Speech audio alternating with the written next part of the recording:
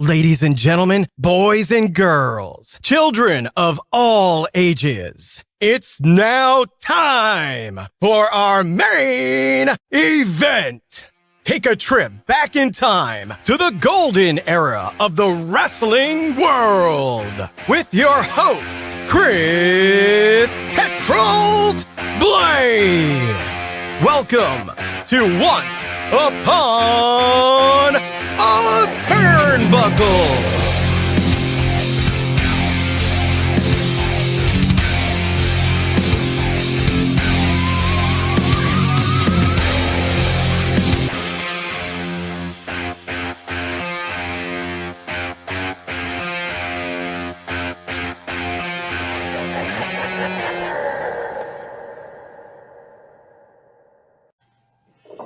So welcome to a very, very special new episode of Once Upon a Turnbuckle. Thank you wherever you're tuning in, whether you're on Spotify, Apple Podcasts, all the usual audio forms, or amongst those who are tuning in to the very first video version of Once Upon a Turnbuckle. And I bring with me a very, very special guest. You know, this guy, any fans of the Golden Era Wrestling will know this guy. He will need no introduction, but I'll give him one anyway. So whether you were a fan of the NWA, World Class, Mid-South, WWF, WCW, you will have seen him on your screen. He comes from a very famous wrestling family. He's got a background that unfortunately I don't think there's one show that can cover it, but I'll do my best. So welcome, Sam Houston. Thank you for coming on. Hey, thank you for having me, man. It's a great opportunity for me to get out there and reach out to my fans and stuff. And y'all are always in my heart. I just want you to know, y'all give me, gives me the power to keep moving forward. But I just thank you for the opportunity, you know. No, the honor's all mine, really. Thank you for coming on. And we'll delve into as much as we can of your life and your career with the time that we've got. The best place I always tend to go to with my guests first is back to the beginning. Obviously, it's a good place to start. I'm not going to break into song. So you had wrestling in your blood. You were from a famous wrestling family. Yeah, I was a second generation wrestler. My dad was, first, I believe he started wrestling under the name Jake Smith, and then Tiny Anderson, then Tiny Smith, and then ended up being Grizzly Smith after he was wrestling bears all over the place. Sure. My dad was almost 7 foot taller. He was right at 7 foot tall. And he weighed about 380 pounds most of his career. A lot of people remember him as Grizzly Smith and one half of the Kentuckians.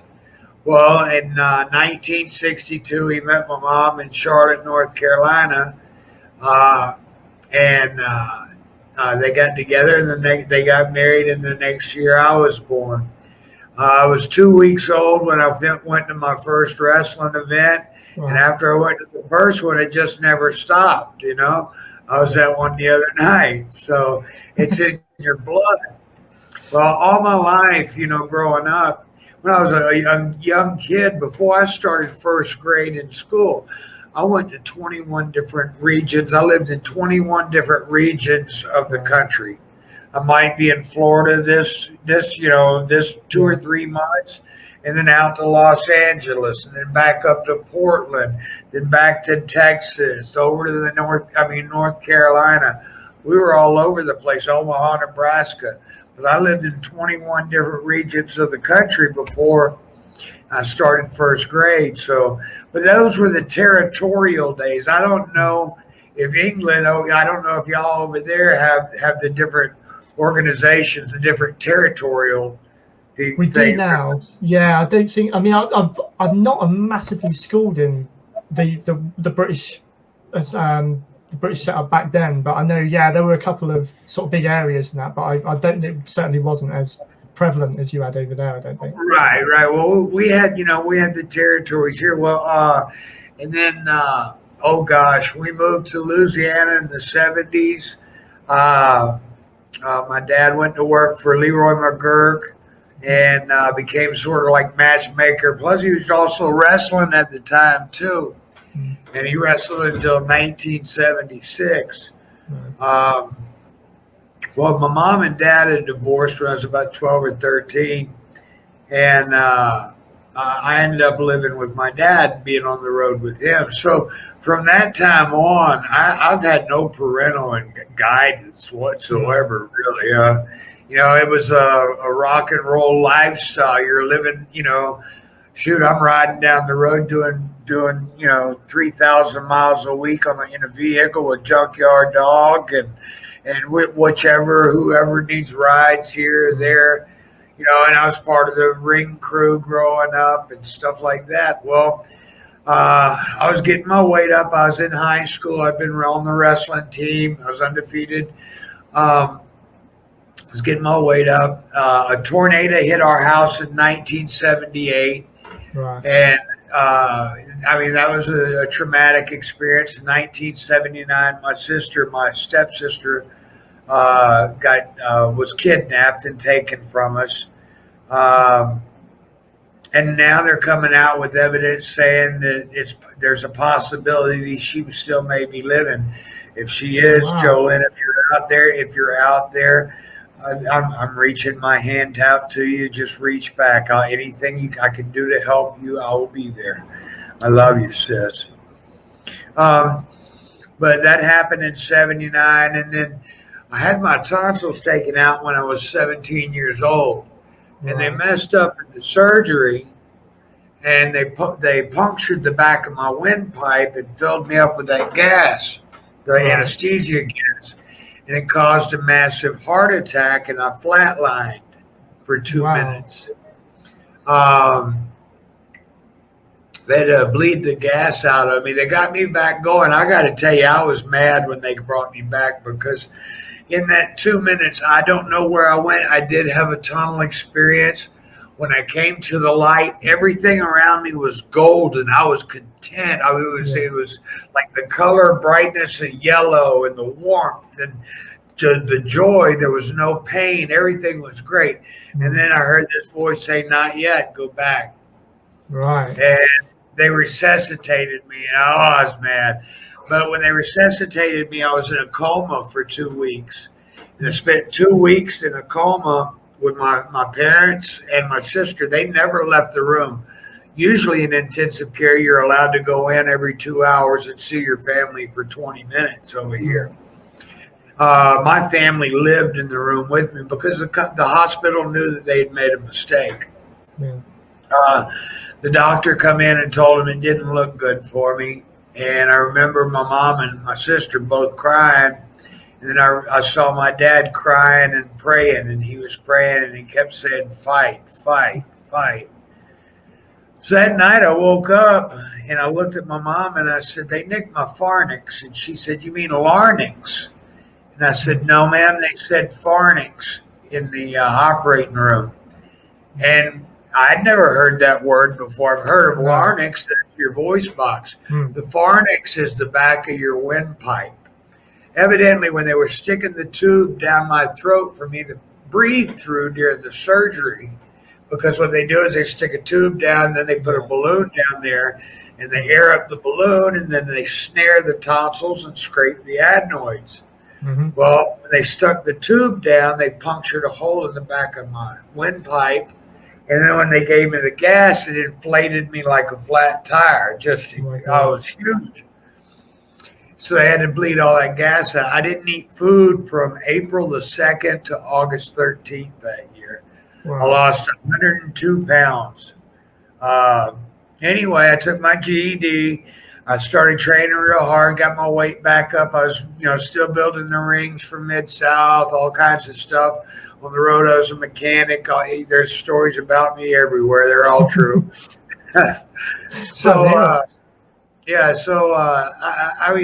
Growing up, it was nothing for one of the wrestlers to be broke down, and my dad dropping me and my high school buddy off to fix his car while he takes them off 100 miles down the road to the town. It's up to me to catch up with them. Good thing I was a part mechanic. But anyway, I got my weight back up, And I went the traditional way. I went, and George Weingroff worked out in the ring with me and stretched me. And I mean, really wrestled, but I was a good amateur wrestler myself. And after 2 times, he told me, he said, man, you're ready. Wow. Because he knew I could handle myself. So I went to my dad, and my dad told me, he said, son, he said, I've already lost you once. This business isn't for you.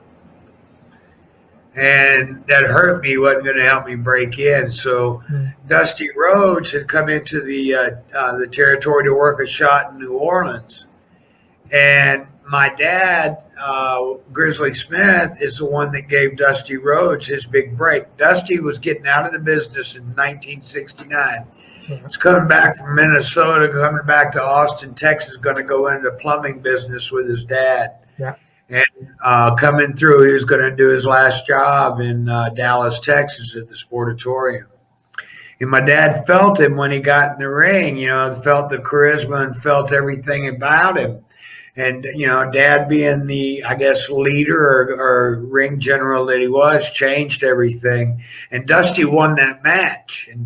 And I mean, it skyrocketed his career. The American Dream part wasn't born until the early 70s. Right, so I guess kind of to return a favor, I went to Dusty. And I told him, I said, I don't want to be treated like other second-generation wrestlers that are using their families' names. And they were getting matches and privileges, probably, or they were, I guess, more privileged. I didn't want that. No. I wanted to earn my way up. So, like when Jake first started, he wrestled under Jake Smith for a while, and as part of the Kentuckians with my Uncle Luke for a while. But I didn't want that. I wanted, to make it on my own. So Dusty changed my name to Michael Sam Houston. Really kind of neat because I was born in Tampa, Florida. My first match was September 13th, 1983 in Tampa, Florida.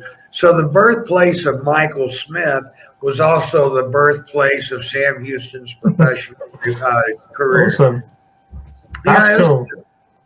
And then, I had the privilege down there to work in Florida for, just about 3 months straight, 6-7 days a week, wrestling on television, maybe twice on Wednesday mornings. And you got to drive 5 hours to Miami, Florida, wrestle there, and then make it back. It was a schedule, but see, back then, the guys, it was different than it is today. After the matches, you're getting in the car. I know you probably don't want it, but it did happen. You get your 6-pack, you're driving down the road, you're discussing the night's event. And that's a lot of the new guys. That's how you learn. You got to get with these old timers and know what's going on. Yeah. And anyway, I was privileged in Florida to be able to ride with Mike Davis, Mike Rotundo, Hector Guerrero, a lot of Dusty, Barry Windham, a lot of these guys. And they were all playing, pretty, because I was second generation. They started playing the ribs on me. Right. Hector Guerrero come up and he said, never be second best. And I never was. So I out-ribbed everybody down in Florida.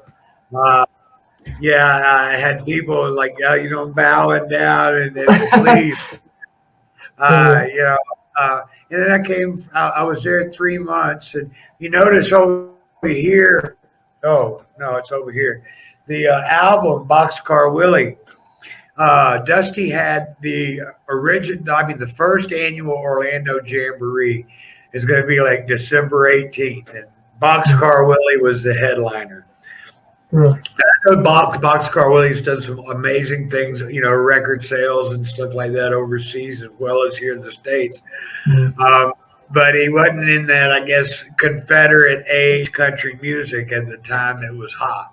Yeah. So at the concert, I brought the band in, and only 50 people paid to come see the event. Well, when I got met at the door with the band, Dusty handed me a bottle of Wild Turkey, and it was on. So drinking, we had trash cans full of beer and Wild Turkey. Oh, just I ended up dancing on the stage, playing the fiddle, cutting the security rope down, dancing with little old ladies. Yeah, Wild Turkey had my side that night. Wow. So I said, and I was standing on stage, and Mike Davis said, he goes, Sammy Houston, what do you feel like? And I said, listen, my baby, I'm going to tell you. And I started doing the best Dusty Rhodes impersonation that you ever heard, about the 50 people there. And I said, I'm going to turn this in from the world's biggest catastrophe to the world's greatest party. Everybody going to dance. And I jumped on a speaker and started dancing on top of a speaker that was on top of the stage. I'm dancing again. I turned around to Mike Davis and I said, what you got to say about it now, baby? And he said, he's right behind you. And I turned around and Dusty was there. And he said, you finish up tomorrow night. And I was like, oh, Christ. I walked away and he come back to me a few minutes later. He goes, no, baby. He goes, you're starting in the Carolinas after starting at the beginning of the year. So he'd already taken care of me, But when I got to the Carolinas, man, I was with old friends and people I'd grown up with too. I learned to rodeo from Nelson Royal. I mean, I grew up around Johnny Weaver's, Wahoo McDaniel's, this one, that, seeing them from here to here and territory to territory. And they were still in the business. And these were old friends and, trusted confidants. These were my heroes. And they were giving me advice and everything, how to, But as far as like my wrestling ability and things like that, you got to give that credit all the way to the guys like Danny Hodge, Mark Todd, and Herb Calvert, Jim Shields, because those were the guys in the dressing room when I was in school, twisting me up. What does this feel like? And you're Killer Carl Cox. My dad told me go punch Haystacks Calhoun in the stomach. Okay, dad is 7 foot tall and weighs 360, let's say. Haystacks at Calhoun was about 6'5" and weighed 640. Mm-hmm. I'm 9-10 years old. Who do you listen to? Haystack told me if I punch him in the stomach, he was going to punch me in the nose. I looked down at Dad and he said, son, I told you to punch him in the stomach. I got that nose shot too. It's a bit of a lesson learned then, isn't it, really? Yeah. I mean, I've had like a life like no other. I mean, after I broke into business and stuff, it was like we're running with Flair and Piper and this one and that one, because I've been through all the organizations. So I just can't say this one or that one. I mean, I was on the road with Hogan and them for 4.5 years. I was on the road with Dusty and them, so I've been all in it. People ask me a lot, who's the greatest guy you worked with? I can't tell you because I've stepped in the ring with all of them. Yeah. I've wrestled, from Baron Von Raschke to Ivan Koloff to Ric Flair to Kurt Hennig, Mr. Perfect, to Hot Stuff Eddie Gilbert to Crusher Khrushchev, Barry Darsow, he was Axe of he was Smash. Smash Demolition, that's it. Yeah. But anyway, he saw me in Vegas at the CACs the first time I went there, and he said, Sam, we had many, many great matches. Our Starrcade match, TBS match, he blew his name. But he come up to me at the CACs, and he said, Sam, all of the greatest matches in my career were with you. Wow. And I was like, wow, what a feather to put in my cap. Absolutely.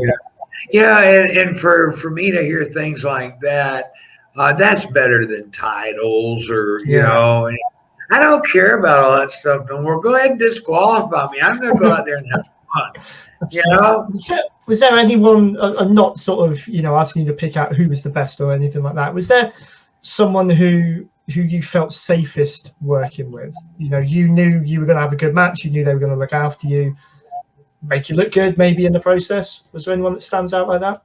I really didn't need that. I mean, I didn't because you can tell even matches with guys, and I'm not going to say any names, but you can see who can work and who can't, or who's got it.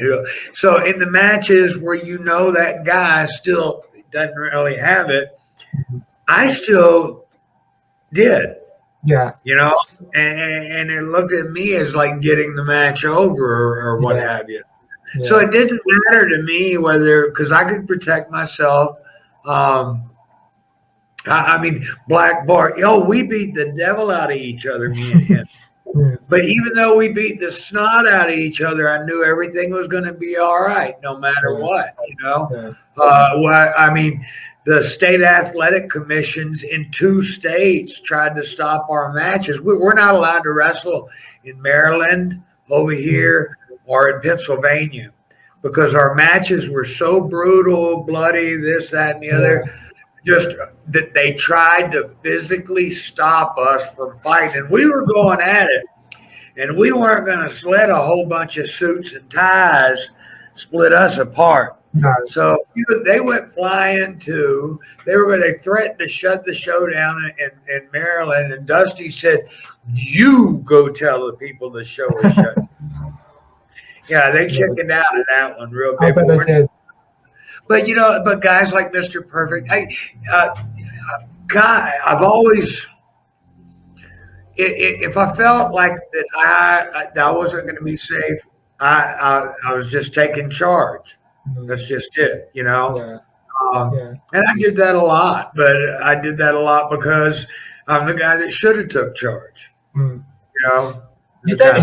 don't hear so much back from sort of this kind of era that we're talking about, that there were guys out there who were considered dangerous to work with. You hear about it more recently, probably in the last sort of 10 years or so. There's been a couple of standouts. Okay. I grew up in a business where men were men, and you took it. If you can't take it, you go back to flipping burgers at the fast food joint. But if this is your passion, then you're going to get through it. This ain't hurting nobody, Now, like right there in the note, okay, but deliberation. That's that person's. You don't know if somebody's a cheap shot artist or not. Mm-hmm. Do you remember a fellow by the name of Angelo Mosca? Yes. Big Nasty?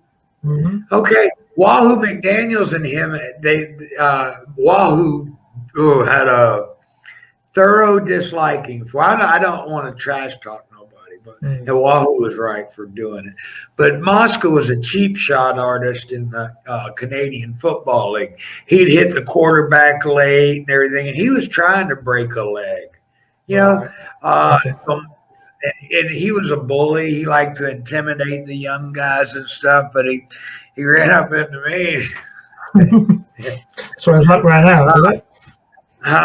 Oh, yeah. I saw him 4 years later. He walked into the dressing room in Toronto, and he saw me, and he went, I'll be off. He said, "We're okay," because of a rib I pulled. But if you'd like, I'll tell you the rib. Go on, it's a little long. Yeah. You mind if I smoke a cigarette while I talk?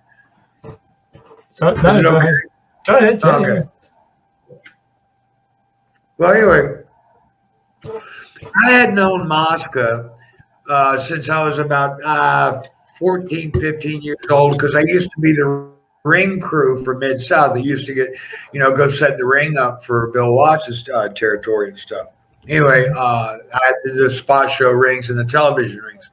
Well, Mosca came in, and he was just a big bully. His name was Big Nasty and King Kong Mosca, but he was just a big bully in the dressing room. But I noticed then he only picked on people that weren't going to do nothing back.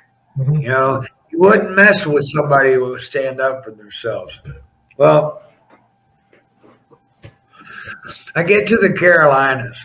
And, when I got to Florida, him and his son were leaving Florida and coming to the Carolinas. 3 months later, I come to the Carolinas. And, for an underneath guy at the time, this is before Dusty got there and before things really opened up for us.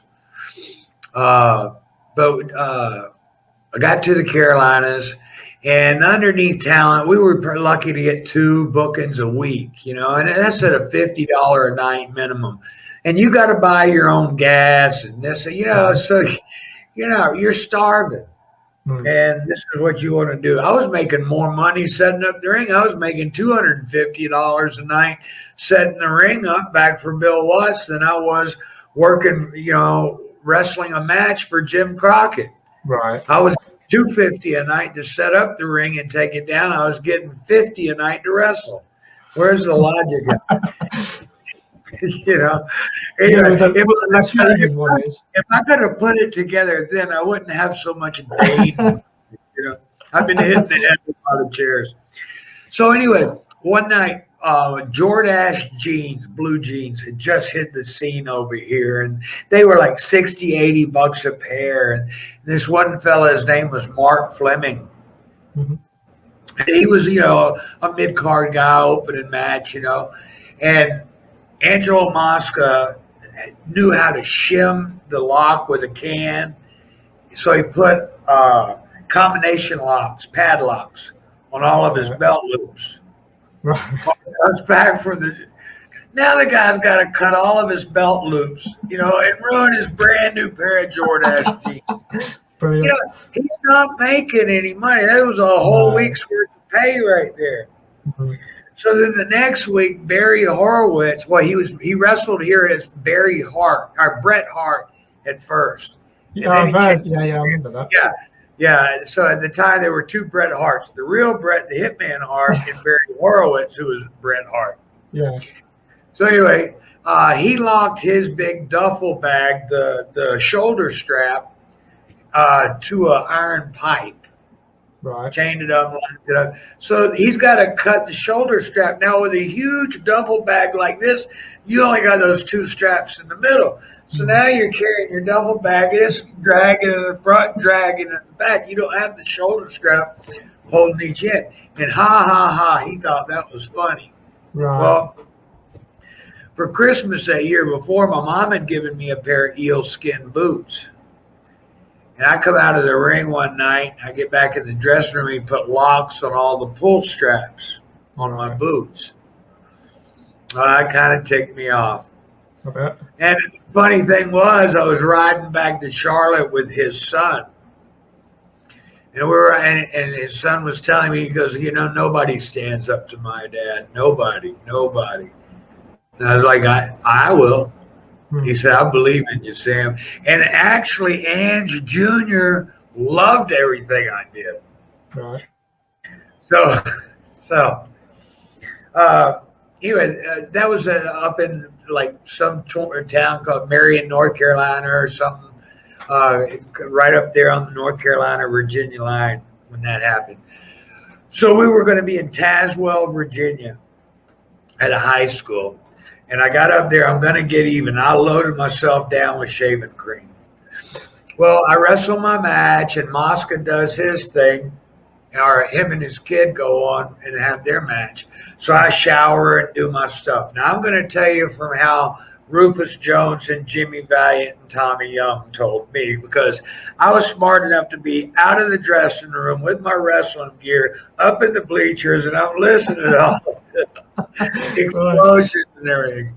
Mosca walks into the dressing room, and he had worn shower shoes. He sees his shower shoes covered in shaving cream. He's kid got me back, man. That's good. That's good. Yeah. So he was happy. Yeah. That I showed a little spunk that I was getting back. Like, So he sits down, and he's unlacing his boots and everything. And he was always talking about himself in the Canadian Football League. Mm-hmm. It's kind of like it's a dead issue here, dude. So he's unlacing his boots, and he decides he wants a cigarette. So he grabs his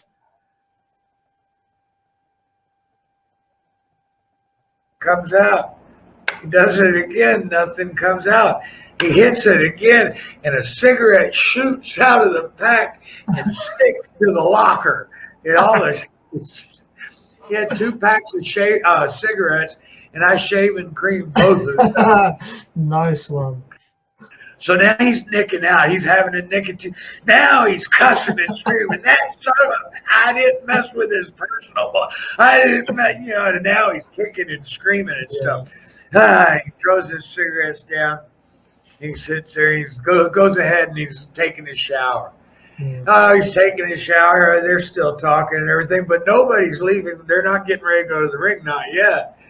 So he comes out of the shower and he's talking to the guys and everything.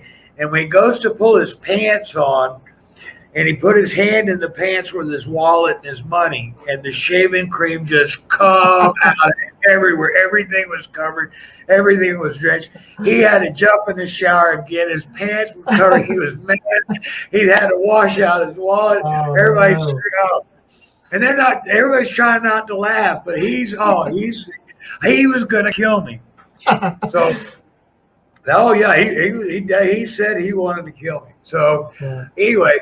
He after it was all over, he thought everything had cooled down. He goes and he gets a dip of Skull out, and I had used that Edge wintergreen gel, shaving cream in that.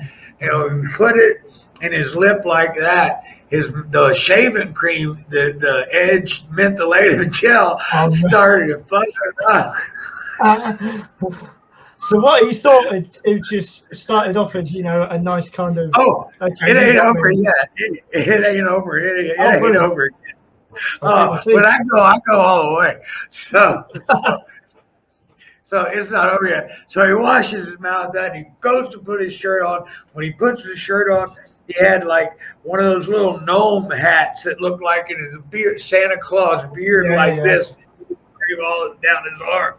So now he's got to take the 3rd shower for the night. Right after he wrestled his pants, and now after he's put his shirt on, he's got to take 3 showers after his match. He's cussing, screaming, everything. Then his son only weighed 240 pounds, and that only had an extra T-shirt. Angelo was like 340 or 320, so he's got to walk out like this. Okay. The story doesn't end there. No, it gets better. It gets better. So that happened on a Thursday night. I didn't wrestle again until that Sunday. I had a double shot. Asheville in the afternoon and Charlotte at night. So I wrestled my match. And right out of the first match, I get out of after the referee raises my hand into the air, Wahoo McDaniels is walking to the ring. Now, me and Wahoo have been friends since I was about 4 years old. I get to that later. I used to give him a ride when I worked for Bill Watts on the ring crew. He'd fly in. So we've been friends. And I'll tell you a good one I pulled on him, too. I took him up. So anyway, Wahoo comes and he meets me at the security barrier. When you get out of the ring, you got crossing the barrier. So he meets me at the barrier. And he goes, "Hey, kid," he goes, "when you get to the dressing room," he goes, "don't put your hat on, my cowboy hat." Right. And I said, "Why?" And he said, "Mosca, that SOB filled it up with water." Right. And I said, "That's all right. It's a beaver fur hat, Chief. It's going to dry out. It's a good hat. I wear a good hat."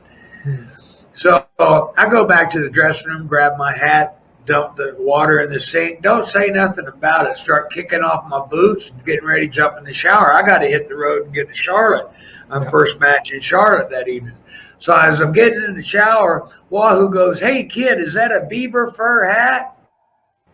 And I said, "Yeah, Chief. That's the only hat I'll wear, a good beaver fur." And he said, "Well, I got a hairdryer." And I said, "Well, we could dry it off." He said, "Yeah."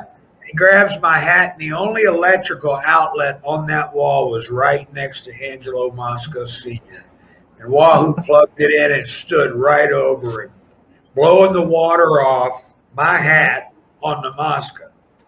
So we get to Charlotte that night, and I work, and we work the show, and the show's over, and Crockett's leaving, and Mosca tells him, he goes, in the dressing room after the show's over, and Mosca says, "I got 2 weeks. If that kid's working anywhere, I'm gone." Mosca had given his notice that he was leaving the territory, but he canceled me out of 2 weeks worth of bookings. And I needed that money. I was struggling to survive. And I wasn't making it. I was living with my grandparents down in Marshville, North Carolina. I'm not far from there right now. This is my new set, the bunkhouse. That's very cool. No, I do like it. Very fitting. Cool. So after the matches in Charlotte, Mosca tells Crockett, if that kid's working anywhere that I'm at, I'm out of the territory. I'm leaving then. So Crockett gives me 2 weeks off. Right.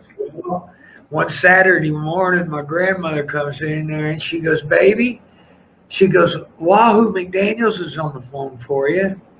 And I went over there and Wahoo said, hey, kid. He said, what you doing? I said, just hanging out. He said, tonight's Mosca's last night in the territory. We're in Richmond. And I said, yeah. He said, you want to get him, don't you? And I said, yeah, I just don't have the cash to get there. He goes, well, I'm going up by myself. I wouldn't mind taking a rider. And I was like, really? Oh, chief, man, really? Thank you. And I said, can I stop at the farm supply first? And he said, yeah. So I got to town and I got me some stuff. Brought some stuff. Anyway, so here's where it gets good. Okay. We pull up to the matches in Richmond. Now, as you know, I told you I was a mechanic a little bit here and there. Yeah. So in Richmond at the Coliseum, you park underneath the Coliseum in the tunnel, the wrestlers do. And so we park, and Wahoo tells me, he says, okay, kid. He goes, let me go see what's up, and I'll come out and tell you. And he comes back out, and he goes, okay, you're going to have to work quick. He said Mosca got himself put on third so he can try to beat the crowd out of here. He's going to try to drive to Toronto tonight. And I was like, he ain't going to make it. Not tonight anyway. So Wahoo goes back in. Now, everybody knows me. The security knows I'm one of the wrestlers and everything. Yeah. Anyway, I've got a little hydraulic jack, so I jacked the back end up. I put bricks under both sides of the axles on his car. I let the air out of all of his tires to 10 pounds, so they're all flat, but they don't look it. I spray painted his headlights black. I put 75 pounds of horse manure on the front seat of his Cadillac, leather seats. Now, you got to understand. Oh, yeah, it was good. I poured oil underneath of his tires when they spin. Because when I jacked his car up and put him on blocks, I lowered it low enough to where the tires just barely looked like they were touching the ground. Because he had so much weight. Everything he owns is in the trunk of that car. So he had so much weight pushing down on that suspension, it had to look low. Yeah. So that's why I let the air out of the tires. So this man, he got to be, he's leaving the matches early. He's getting ready to get in his car. Yeah. and I'm watching. Now I'm looking over the dash and Wahoo's Bronco watching. And Mosca opens his car door. Now I had noticed, because Mosca's a big guy. Big guys, to keep their hips in line, if they've had like hip problems on a new Mosca like my dad had, you back up to your seat, you sit down, and then you turn both feet at the same time. And that keeps your body in line. And I had watched Mosca, so I knew that's how he did it. So he opened his car up, he backed up, sat right down to that horse manure, and went easy. Oh, I would say he come out of that car. He's screaming, fighting air, spitting, cussing. Oh gosh, it was great. And he's got his towel in his hand. He's wiping everything. So he takes his towel and he wipes all of the seat off and everything, gets it all clean.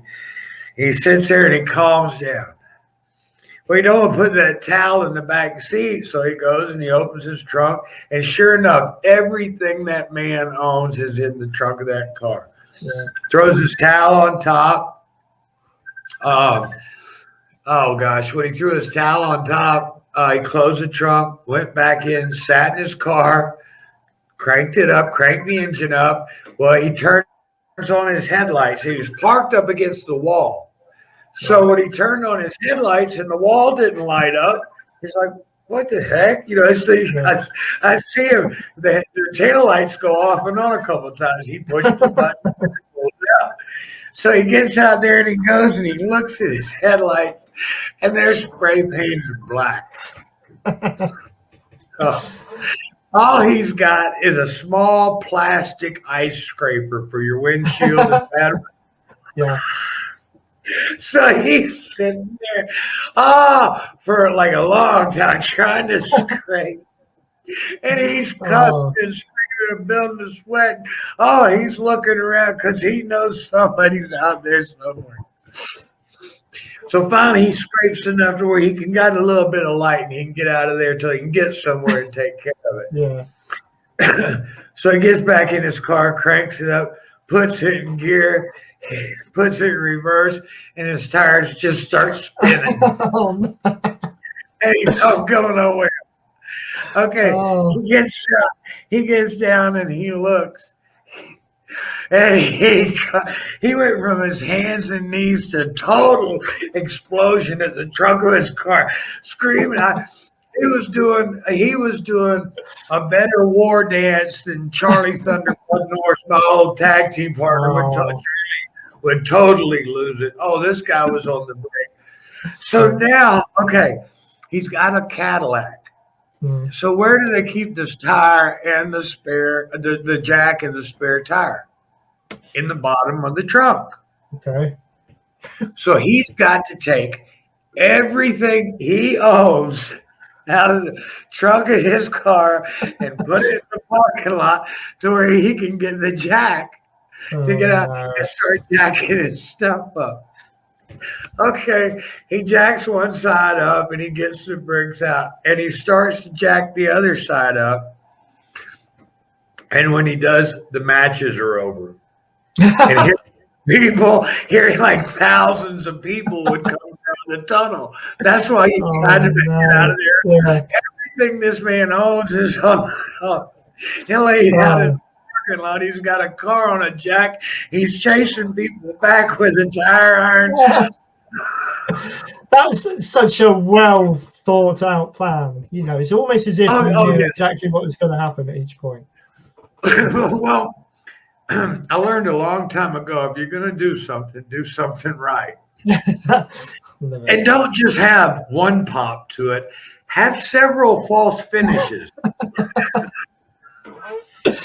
Did he know at that point it was you, or did he? Well, he didn't know it was me yet till Wahoo came out to the car, got in the Bronco with me, and we started to leave.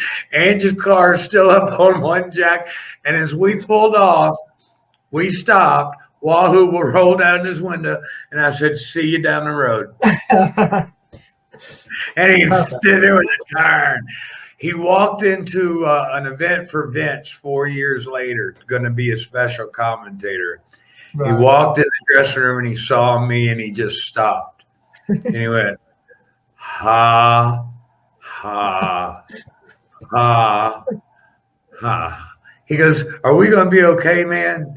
I said, "That depends on you, Ange." I said, "I ain't got no, bad feelings." I said, "But if you do something, I'm gonna retaliate."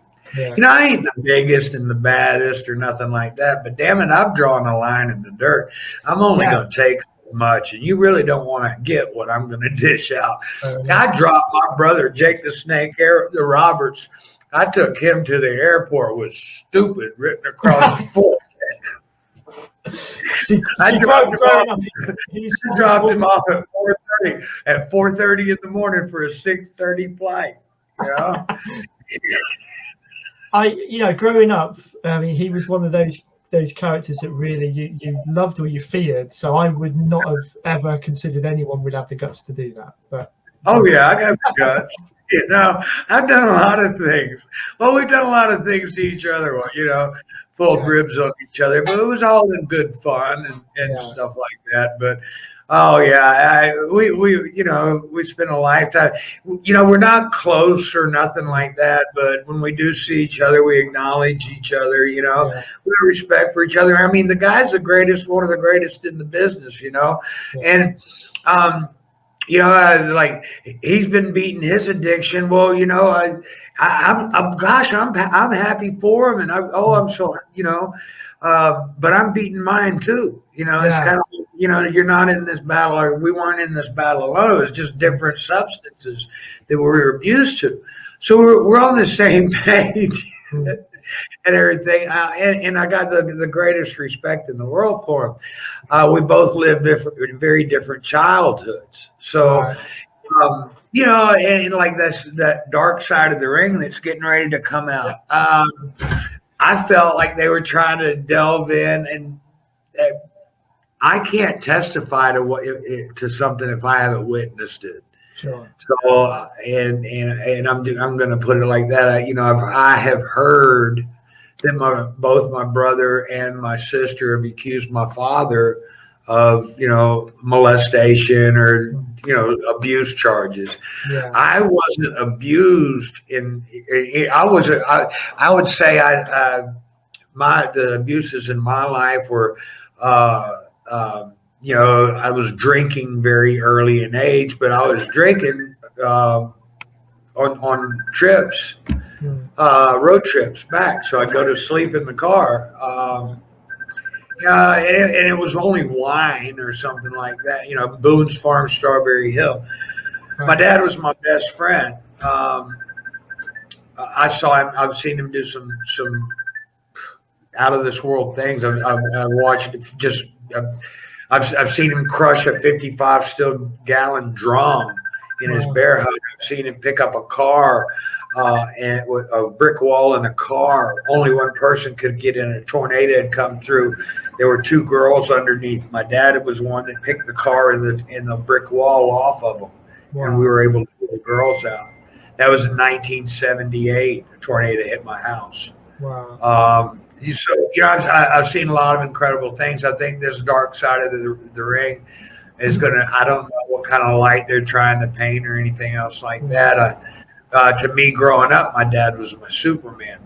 But hey, everybody makes mistakes, and the most important thing, and I gave my testimony at the church the other night down the road that wanted me to talk.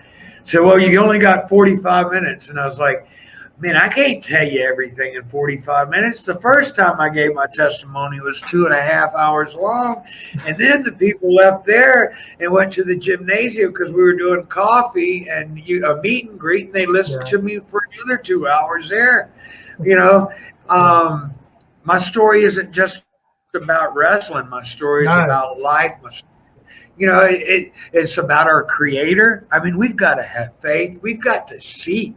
You got to look into the Word. You got to find yourself. You know what makes a great wrestler? Passion for the business. You know what makes a great anything?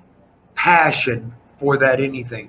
If let's say, Chris, I see some guitars on your wall. Yes. Can you play a guitar? Or is that just for looks? I would say I can play. I don't know what other people say. But yeah, more of a bedroom sort of, musician. Do you have a passion for it? I do. Do you just play it, or do you really play it? It's not. It depends what I'm playing, I suppose. But I do it more as I don't do it as regularly as I used to. But it helps me. It calms me. It's almost like therapy at times. If I've had a tough day, I sit down and I do it. So. But do you have a passion for it? Yeah. Is that what you live? Yeah. So when you have that passion, that comes through to other people. That's why people go, oh, well, that guy's real and that guy's fake. That guy's got passion and that guy don't know how to work. Couldn't have said it better myself. Yeah. I was going to say, because you and Jake have, like you mentioned, you had your own demons. But you asked a couple of these success stories. You've really turned it around. There are countless others who haven't, unfortunately. They've succumbed to certain things within the industry, whether caused by it or not, or whatever. Well, the other day I was feeling so guilty, because I'm still here. I should have died many times over. I woke up in the hospital. They're getting ready to stick an IV in my arm. The doctor said, he said, sir, he said, you should be dead. Your blood alcohol content is 0.417. Your blood pressure is 266 over 160. He goes, you're drunk enough for 5 people to go to jail. Wow. And okay. I looked at him and said, I'm going to go have a cigarette, and then I'm going to come back, and y'all can stick that stuff in me, But I should have been dead that time. I'm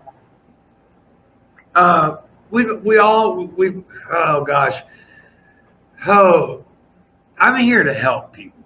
Yeah. I've been through a lot. I'm here to help folks. If you can learn from my experiences, I want you to. Well, I forgot your question now. I didn't have one really. I mean, I was just going to say, what do you feel that you may have, or what your secret has been that others haven't, that hadn't helped them? How have you made it out, sort of the other side, and turned it around? I drew a line when I was at my worst, I drew a line in the dirt, and I said, I'm not going to be pushed back. On January the 12th, 2010. Well, let me tell you, the last time I was arrested, I've got 12 years without a drink now. Wow. On August 28th, 2009, I got pulled over for an improper lane change. Okay. Whenever they let them out, the officer smelled a drink. I'd had one drink. He smelled the alcohol on me. He arrested me for improper lane change. I bonded out. I knew I had a problem, so I checked into a 2-year-long rehab facility. I was there 3 months to the day, and I went in and had to go to the courthouse to pay a ticket for an improper lane change. Yeah. They threw that charge out and hit me with a 4th offense DWI. And I told the DA I've never had a 3rd offense DWI, and you're skipping to the 4th.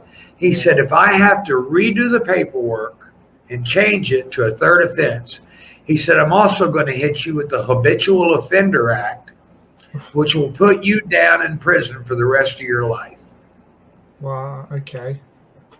So he said, if you'll sign off on this paper, I'll give you 10 years. You'll do 5 of it in prison, and then 5 of it on parole. Right. So then they went and they locked me up on Murderer's Row, the worst row you could, because they viewed me as a security threat because I'm a professional athlete and I'm a lethal weapon. Okay. So I'm with the worst of the worst of the worst. And after 2 days, I couldn't stand it. Right. They're talking 30 years. If I try to make this right, my life is gone. I'm not going to live like this. I took my bed sheet. I took a razor blade and a broken razor, and I slit the bed sheet up and I braided it together. Now, I tie knots for offshore because I was an offshore worker and a bunch of other stuff. Right. So I knew how to tie a knot. So I got up on the top bunk, which is 5 feet and 5'4" in the air. I got up on the top bunk. I got the sheet. I wrapped them through the bars around and around and around. I'd made 2 nooses. I put both nooses around my neck. I had them tight. I had them to where they would jerk. My body would fall. It would jerk, and my feet wouldn't hit, but my neck would break. Right. And I was up on the top, and I was getting ready to jump as hard as I could.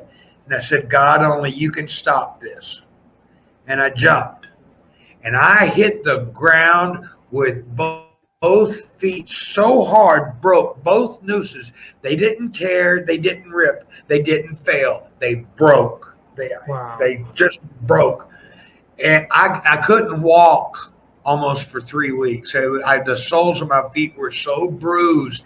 I'm a guy that jumps from the inside of the ring over the top rope and landed on a concrete floor for years and years and years, And here at 5 foot, and I can't walk.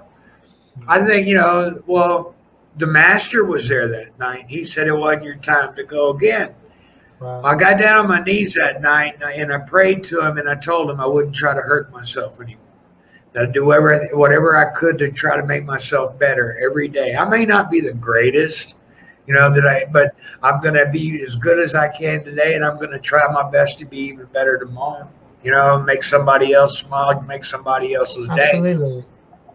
So 5 days later, I'm there, and they came, and I'm in maximum security. So I've got to back up to the bars. They've got to shackle me and chain me up and everything. They chain me up, and they take me to the chaplain. And the chaplain looked at me and said, "Your mom died. You can use the phone." And I used his phone. I called my sister, Rockin, and she wrestled too. Yeah. I called her, and we made arrangements for me to be at the funeral. She got a deputy to come pick me up. I made it to my mom's funeral in chains, and in orange, but I made it. Yeah. And that was important. I wasn't able to make my father's funeral because it was in a different state. Well, the day that the chaplain told me my mom had died and I could use the phone, I went back to my cell. Now, I hadn't drank, and the last drink I took was on August 28th. So the first day I didn't drink was August the 29th already, of 2009.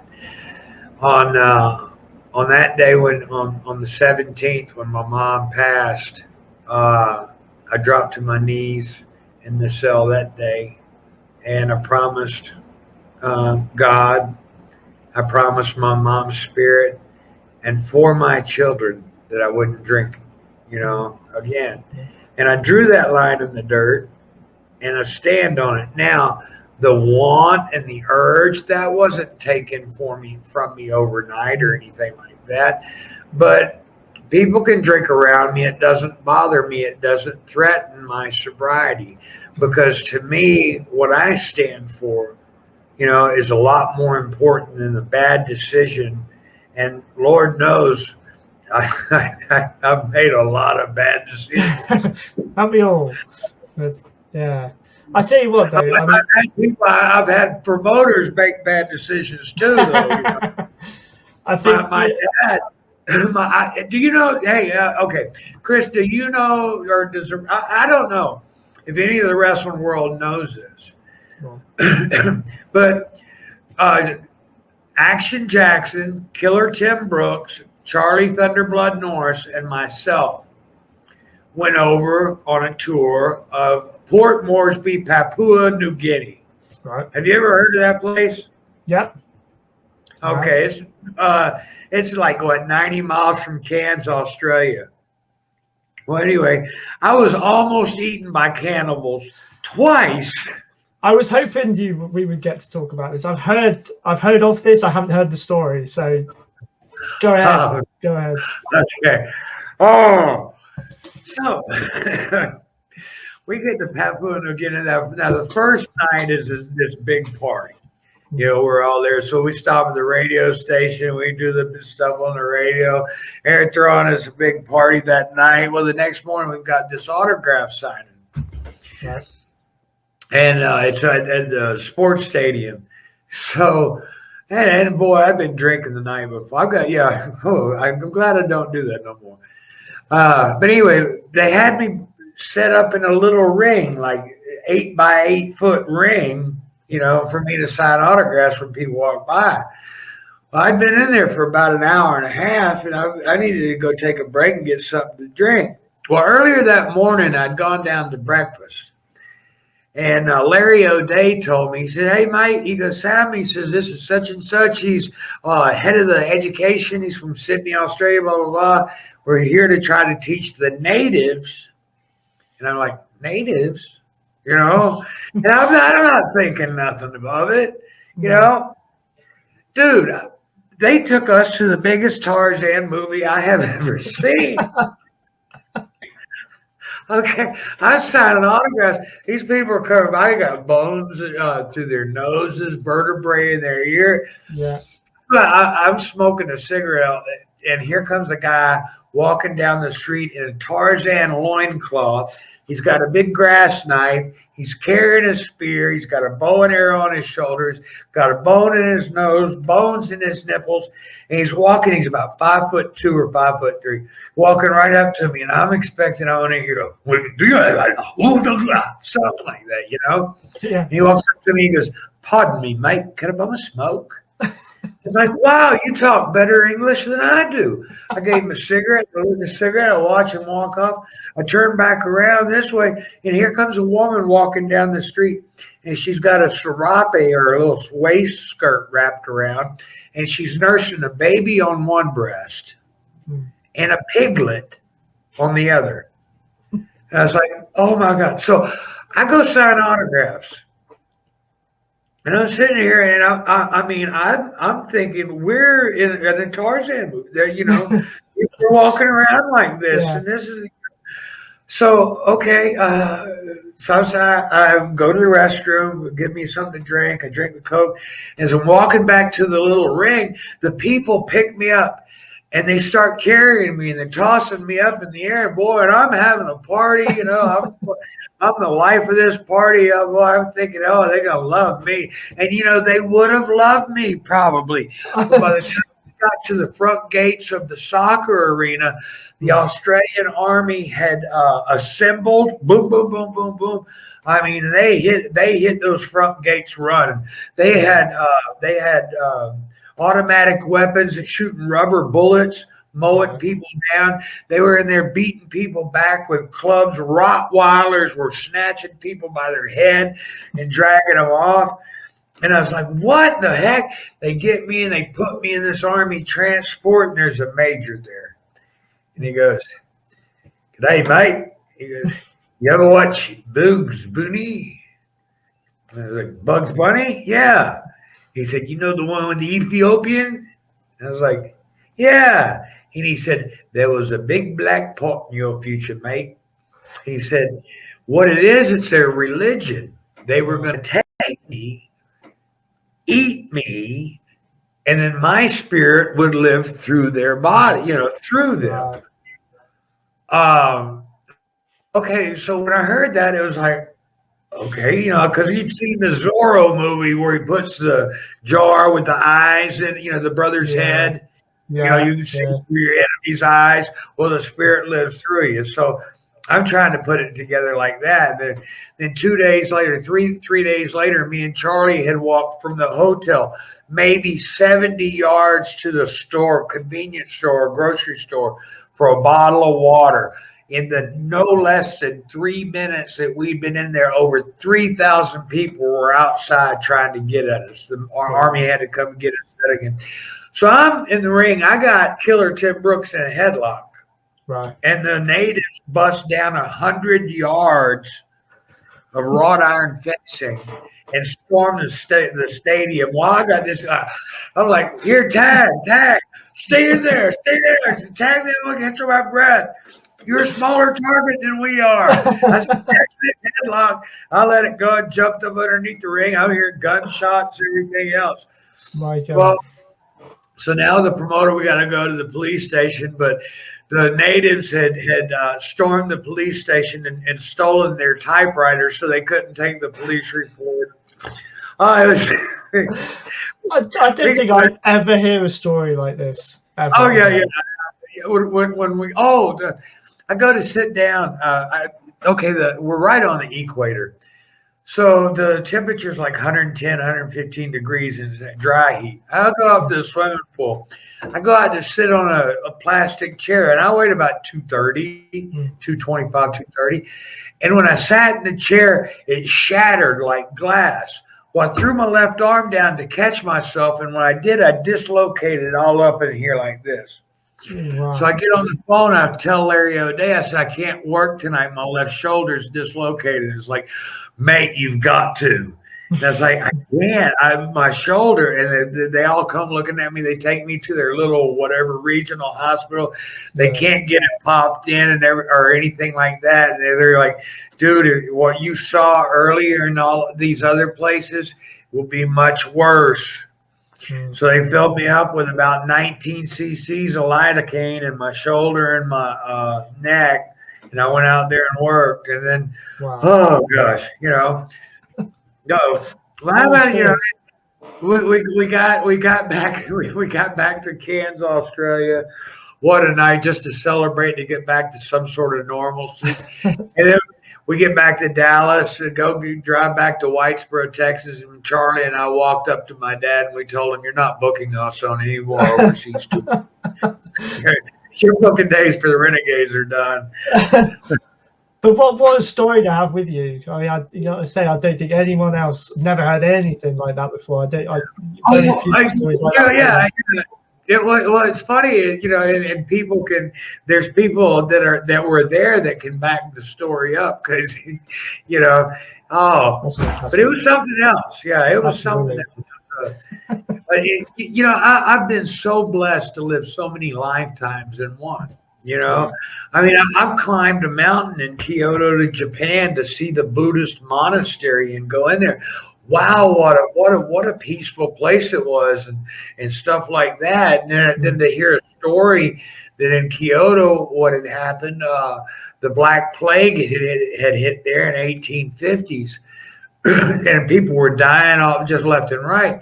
So they begged the monastery, and the monastery, I guess they went into prayer, and they came back and they told the people to build these carts that were 3 stories high, and for them to drag the carts through town on fire. And because of their faith, because of their blind faith, they did this, and that's what's credited for running off the Black Plague in the 850s. Okay. So we went up. But I climbed that monastery, If there's a mountain in my way, I'll climb it. If there's the top I want to get to, I'm going to get there. In scripture, in the Bible, it tells us, we can do all things through Christ who strengthens me. Well, I get in the ring. He lets me do what I love doing. Yeah. And a few years ago, are you familiar with Chris Christopherson, the country music? Yeah. And there's all the music. I rolled out of the ring in Vegas. I hadn't been in the ring in 7 years, and I rolled out of the ring in Vegas. And he stood up. He was sitting on the front row, and he got right up in my face. And he stuck his finger in my face. He said, "You're the real shit, man." Dude, the guy that wrote the song, me and Bobby McGee, called, this is the highway, man. That beats any titles. That beats any church. He called me So if you could have a movie poster of your life, that would probably be the quote underneath it, yeah? I don't know. Yeah, I guess. Well, that would be one. I mean, I got a lot of them. I got one of my mottos that I used to, and I learned this in high school. It was a poem, and if you live it, it's pretty cool. But I play it cool and dig all jive. That's the reason I stay alive. My motto: as I live and learn, dig and be dug in return. So I kind of like if you. I've been called, like, in rehab, in prison. In prison, I was called the coolest white guy on the planet. There you go. Goes a long way. Absolutely. Listen, there's a couple of things I do want to sort of ask you about before we wrap it up. I could probably sit here for about a week and just listen Definitely. to you. Hey, anytime you want to get together, look, the door's open, and I appreciate that. I do what I do to try to help people. And when I talk like this, it's like when I talked at the church the other night. They only gave me 45 minutes, and I went 68 minutes. So, but the people stayed even after because they wanted to keep talking to me. There you go. And if they can keep learning, I'm here to help.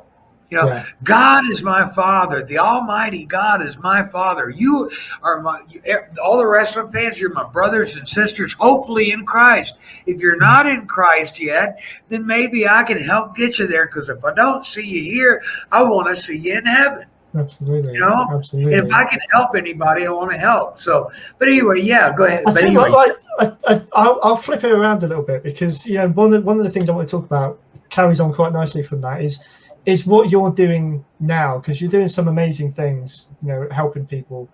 Just talk about the kind of things that you're doing, and how you're doing it, and why, and sort of what does Sam Houston's life look like right now?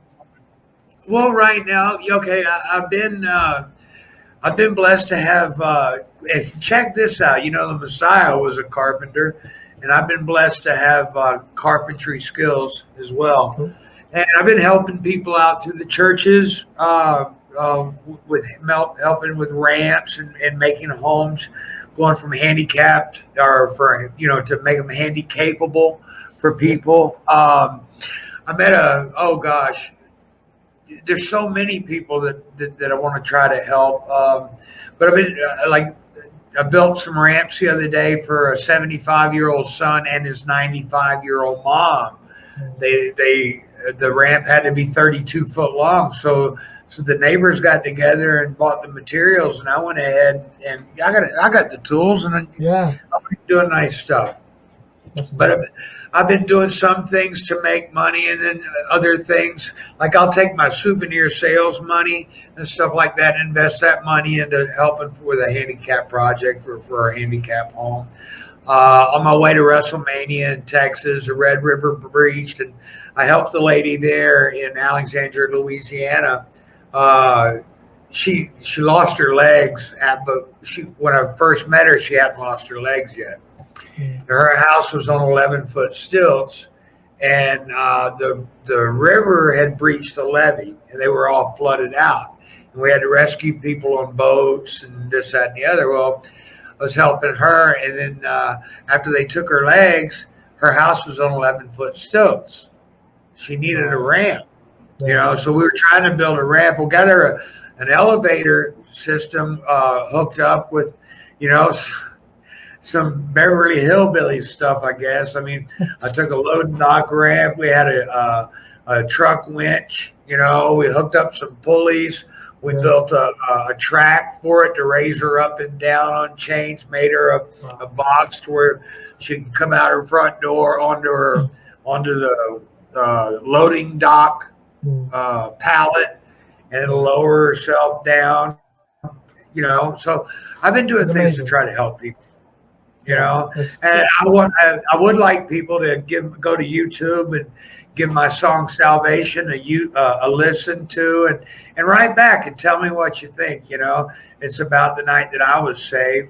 And I wrote the first 3 verses that night, and then I wrote the last verse in prison. I hope that helps a lot of folks. We're getting ready to start, and that's the reason we built the bunkhouse here. Getting ready to start. I've got a lot of knowledge as far as substance abuse and everything else. I'm going to start sharing with my knowledge. I went through like 11 different rehabs, and none of them, all those 28-day rehabs, they're not going to work. They tell you going in, they're not going to work. No. You need long term. 28 days is long enough for a habit to start. I don't think it's long enough for one to stop. No. But anyway, especially when you know what's on the other side, But going through the 9-month prison rehab, I took this one class, and it was about the 27 risk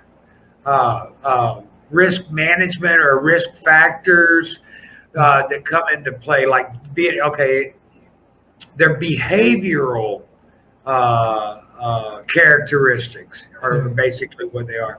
So if you see somebody exhibiting these characteristics, you can pretty much figure out that they're addicted, especially if it's more than 3. And so there's 27 of them. Well, this will be a way that I can get with people on here, talk to them, and then they can learn what these are, the definitions, see how they work in their lives, in my life, or whatever. Like the biggest thing for drinkers, is they feel they have to justify. Well, I've had a hard day, so I'm going to have this beer. I deserve this. No, you don't. You don't deserve the air you breathe. You don't. No, you don't deserve any of the gifts the King offers. You're not worthy. We're not worthy. So let's just get down to brass tacks. No, but go ahead. I was going to say, honesty, the best policy, really. In all walks of life. So. But if I give you the 27, then you'll be able to look inside to yourself. Mm-hmm. And then because you're the one that's got to make the decision if you've got a problem or not. Yeah. Your next door neighbor can't do it. You're not going to listen to him. Even if your next door neighbor's right, when they come at you and tell you with it, you're going to throw blocks and you're going to defend your actions all the way. You're not going to accept it because in your eyes, you're right. Yeah. See no other way. People need to take a step out of themselves and look at the whole situation, not as of themselves. Yeah. Really get a good, honest overview. So is there anywhere online that people, after seeing this, want to support what you're doing, or just sort of see what you're doing? Where can they find you? They can find me at Michael Sam Houston on Facebook. That's my Facebook page. Sam Houston Fan Nation is the fan page that's being run now. I've got an incredible team: Will Knight, Kimberly Austin, just an incredible team of people. Robin Kurtz behind me. Thank you all. I love you all so much. But they really picked up the page. The page is taken off. There's a YouTube channel. I'm not sure which one. There's 2 different YouTube channels. So I'm not sure which one they're supporting. I think it's called the Sam Houston brand. Okay. Let's see. But the Sam Houston Fan Nation and Facebook under Michael Sam Houston right now. Also, gosh, if they want to check me out, check out further interviews. You can check out one from Uplift TV. It was a worldwide interview for Lee Benton's television show Victory Road. So that came out I think in 2015 or so. But it's kind of a nice interview and stuff with an old friend of mine. I'd done her show like 22 years earlier. So I'm one of only a handful of people that have done her show twice. And now I hear she'd like me back for a 3rd time because my story doesn't end. Yeah, I thought I got to North Carolina. I'm waiting, trying to get back to Texas because all my stuff's in Texas. Tornado hits my place in Texas. I don't have a place to go home to. So life can change just like that. You got to accept it. Yeah, in life, we all got to be able not to just be wrestlers and handle any surgery, but we also got to be able to be ball players too. We need to field any ball that's hit to us or thrown to us and get it back out there home. That's what we got to do.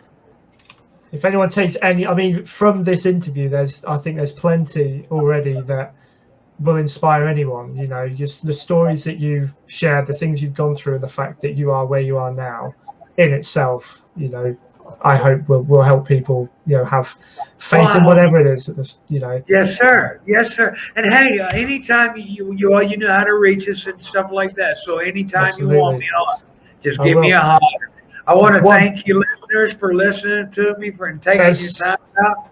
There's one thing. There's one thing I want to talk about before we go, and it's the one thing I thought I would end up talking about at the beginning. So I need to get it in. So, any listeners now, viewers of my show, will know I've mentioned a certain wrestling event that was what pulled me in. I like to go back into people's stories to find out what it was that sort of pulls you in. The first ever videotape I was given was Survivor Series 88. So you are now the second guest I've managed to have on my show from that event, who basically your name has been there since the beginning for me. So I know your time with the WWF, you were there for a few years. I think, I don't know, from what I can see, 1988 was really where you possibly got the most exposure. You were in the first Royal Rumble, you were at WrestleMania 4, you were at Survivor Series working with people like the Ultimate Warrior and Owen Hart, obviously there's the Blue Blazer. You know, you probably got a bunch of memories from that time. Oh, I do. I got some Jim Hellwig Ultimate Warrior stories to blow your mind. Any like, have you got a couple that you might be able to sort of interject in sort of the closing moments? Well, yeah, let me get the one. Okay. Well, anyway, let's see. Well, when Jim first got up to work for Vince and stuff, they kept him off of TV. They didn't know how to use him. They would film his matches and they'd take him back to the office. So I was on the road. We were on the road together for about 2 years, you know. And anyway, we were on the road. We were traveling buddies, the whole 9 yards. Yeah, I was going to take him to meet my bootmaker because he wanted to get some boots like mine, the whole 9 yards. We were friends. So we're in El Paso, and I had to wrestle Danny Davis that night, and they were doing the bunkhouse stampedes all over the place. Right. I was like, what's going on? And Chief Jay Strongbow did not like me. So he put my match with Danny Davis on, and then I would walk back from the ring. I didn't have time to put in. I got all the cowboy gear to put on for a bunkhouse match, but I can't do it. I got to turn right back around and go back out in just my trunks and boots. Everybody else is in street clothes, you know, or whatever. So when I get back to the dressing room in El Paso, Jim's sitting there and he starts hosing me down with baby oil. And I said, what are you doing, man? I don't like that stuff, you know? He said, Sam, he said, they're trying to get you. He said, there's a price on your head. They got something going. And I was like, really? And I get out there and it's Axe and Smash and Food. Oh, just all these people. And sure, Hillbilly Jim. And they all came after me. Yeah. But he put so much baby oil, I was just squirting out. So I get back in the dressing room and I'm up in everybody's face and I'm giving them what, you big 300 pack. So a few nights later in Wichita Falls, Texas, same thing. And I was on right before Gage. So I come back from the ring and Hellwig's there and he's hosing me down with a baby oil. Well, Fuji was sitting back there and he saw it through a curtain. Right. The Hellwig had done that. And as soon as that battle royal started, everybody started after me again. And I was shooting through people's arms like they couldn't get nothing. And I'm laughing and just having a blast. Well, Hellwig, Jim Ultimate Warrior, was standing with his back to the ropes. And Mr. Fuji got on his knees behind him and tied his strings to the top rope. Brilliant. Well, he won the match. But he also stayed in the ring until they came to take it down. How did he respond to that? You know, was he one that could sort of laugh at himself and laugh at stuff? Because you hear stories about it. I don't know what. Probably after a couple of joints or something. Yeah. I don't know. He wasn't real happy, but then again, you got to put a good one over. Yeah, absolutely. You got to make a memorable one. No, that's brilliant. Yeah. I'm sure there's many more to come, and I will definitely have you back. Oh, and hey, if anybody wants to get WOA, if you'll reach, these are the new Sam Houston American Cowboy posters, and they'll be able to get them soon through Sam Houston Fan Nation, and any T-shirts or anything like that. And the money, what I'm using the money for is to help build ramps or widen doors out for folks or whatever I can do. I've got a friend that was diagnosed with 2 kinds of cancer Tuesday. So yesterday I went over there. Yesterday or Wednesday I was going to speak at the church Wednesday night. So Wednesday during the day I spent the day cutting trees back and getting her place cleaned up for her, just to give her something to look forward to. And then I got her to walk outside the house for the first time in a long time, just to be able to walk. She's had an incredible story too. 5 years ago when I got out of prison, she was 540 pounds. Wow. She's under 270 now. So She's dealt with a lot of health issues and stuff like that. But she's just one of the many. But I was able to help her get out of her house and get down her ramp, motivate her. And it's amazing. But I'll continue doing that. I've gotten to a point in my life. They asked me on that one interview that who do I work for? I work for the Almighty Yahweh. He's my boss. He's my master. He's my king. He's my God. And the only way through him is through Yeshua the Messiah. Some people call him Jesus Christ. That's his Greek name. His Hebrew name is Yeshua. But I mean, that's where I fall under, and that's who I work for. And here's what's happening with me. I find that as long as I keep him first in my life, that everything else falls in place. Yeah. And I can be there for other people. And I can be there to help other people and to encourage other people. Yeah. Because the best advice anybody ever gave to me was Eddie Guerrero's brother, Hector Guerrero. Hector and I broke it. Or I broke it. Hector was there. And he said, Sam, don't ever be second best. And I didn't understand at first. And he stopped. He said, I'm not saying not be second in a race or at a contest. He said, never put forth your second best effort. Always put forth your best effort. And that's what I want to tell people. Put forth your best. Give it everything you got. Life is a gift. We don't know when our number's up. Everybody's all freaking out. Oh, COVID could kill me. COVID could kill me. You know what? You could walk outside and get hit by a bus, too. Absolutely. It's the same thing we've been saying for years, even before this. Yeah. It's kind of like stupid. Oh, this scares me now. I ain't scared of nothing because I'm saved and I got him on my side. But Eddie said never be second best. Paul Ellering told me, gave me one of the best compliments. He said, Sam, you always go that one step further. And you still are. And I lost that for a long time. And I didn't find that again until I was in prison, And I wasn't going to be the type to lay around. I wanted to work on myself and be the best I could be. So every class, everything I could do to give myself knowledge or make myself better. The ministry, I've been. Oh gosh, they were making me chaplain of the New England Music Hall of Fame. I went through a ministry class. I was approved through Assemblies of God. I've been given testimonials at churches and things like this. The people that I helped the other night, I couldn't believe it. The preacher come up to me and he said, Sam, he said, we've more than doubled our highest ever Wednesday night attendance at church. So people want to hear. I got a story to tell, and I'll be more than happy to sit down and tell it with you. I can't wait till the book comes out. Y'all gonna love that. Absolutely. I was going to say, is something like that in the works? Because it sounds like this needs to be put down. So other companies come up to me and they want to do.